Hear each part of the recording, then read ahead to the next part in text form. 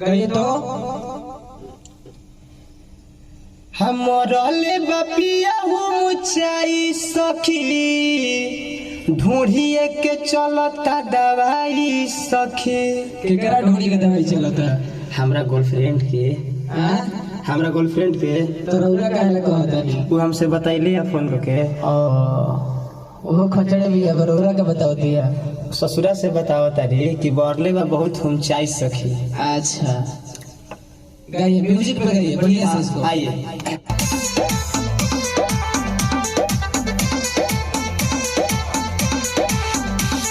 मरले बपिया ऊंचाई सखी ढूंढिए के चलता दवाई सखी।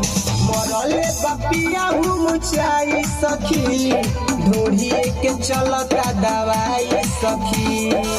ऊपर नीचे कइले हाथ दोनों धइले लगनी हम चिल्लाई सखी।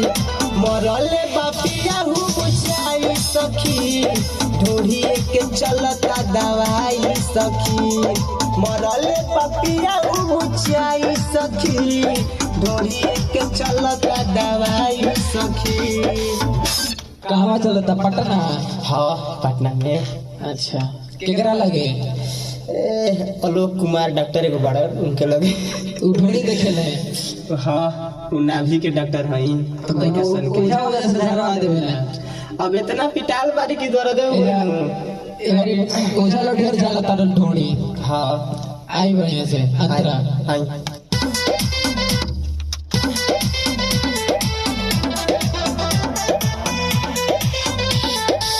उठल जाता बैठल जाता सखी रे ढोढ़ी बड़ी छनछनाता। छनछनाता? हो इतना मने परपराता छनछनाता। ओ दर्द करत कि छनछनाता? उ दर्दे पर नु पिराता छनछनाता। ओ एकरा मतलब में ढेर दिक्कत हो गेल बा। हाँ वही बताओ तारी। अच्छा आइए आपसे। ठीक है। उठल जाता बैठल जाता सखी रे ढोढ़ी बड़ी छनछनाता। तोह से बताई अंदर के बतिया घटल बा घटना काल्हे के रतिया। तनी न मोहइले दौड़ी के न आइले बोलनी त आइलो कर भाई सखी। मरले बपिया ऊंचाई सखी ढूंढिए के चलता दवाई सखी। मरले बपिया ऊंचाई सखी ढूंढिए के चलता दवाई सखी।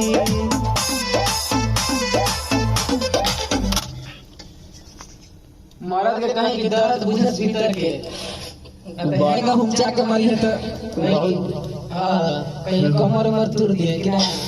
पलंग न टूटी कमर थोड़े टूटी। कमर तो टूटबे करी नो पहले तो कमरे पर लगी ओकर बाद तो पलंग पर लगी। हाँ चोट हाँ चोटे लागी तबे नु हाथ से मरिए चल डंडा उल्टा से। जी जी हाँ आई लास्ट अंतरा। हाँ हाँ लास्ट टाइम आइए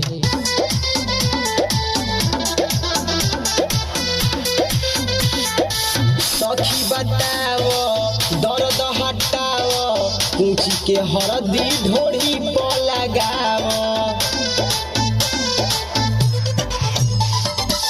गोर पर गिरी तबो न माने एकरा से और तो सखी कहा तारी के ढोड़ी पर हरदी कुछ के लगावे के तब का कहियस। फिर तो दवाई का ले चली जब हरदी चढ़ जाई तो। डॉक्टर बतैले बा कि तनी हरदी लगा के आ तब दवाई खाए के। अच्छा आइए आइए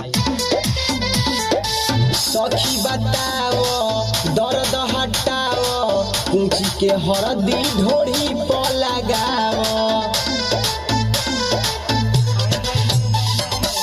गोर पर गिरी तबो न माने एकरा से बानी हम परेशानी। दिल खुश संदीप सूरज से दुख कैसे बताई सखी। मरले बपिया ऊंचाई सखी ढूंढिए के चलता दवाई सखी।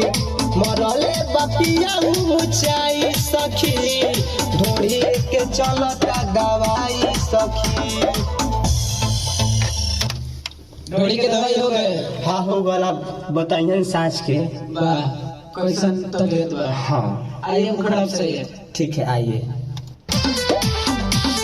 मरले पपिया ऊंचाई सखी ढोड़ी के चलता दवाई सखी।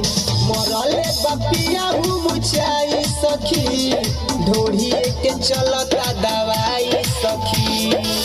ऊपर नीचे कइले हाथे दोनों धइले लगनी हम चिल्लाई सखी। मरले पपिया ऊंचाई सखी ढोड़ी के चलता दवाई सखी। मरले पपिया ऊंचाई सखी ढोड़ी के चलता दवाई सखी।